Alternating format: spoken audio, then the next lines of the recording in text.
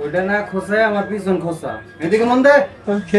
শোন, এই কালারটা যদি এটা দেস তাহলে বাড়াবো 12 ভোল্ট, আর এই লালটা যদি এটা দেস তাহলে বাড়াবো 24 ভোল্ট। বুঝছাস? আচ্ছা। ওস্তাদ তাহলে যে এটার মধ্যে দিলে 48 ভোল্ট হইব না?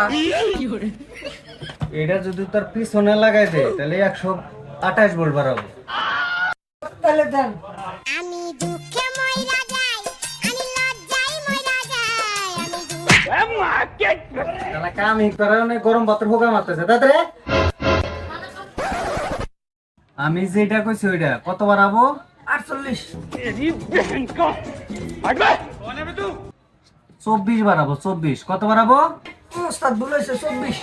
মাথায় যেন থাকে। ওকে। এদিকে মন দে।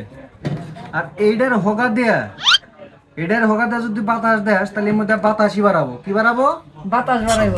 হ্যাঁ, এইভাবে কাজ শেখা লাগবে। হ্যাঁ, তোর ক্লাস আজকে পর্যন্ত এইটাই, তুই এটা মুখস্থ করবি, পরের ক্লাস পরবর্তীতে নেব। सब क्या देखना पड़ रहा है। ওস্তাদ তাহলে এটার হোগা দেয়া যদি বাতাস দেই তাহলে এই হোগা দেয়া বাড়াইব।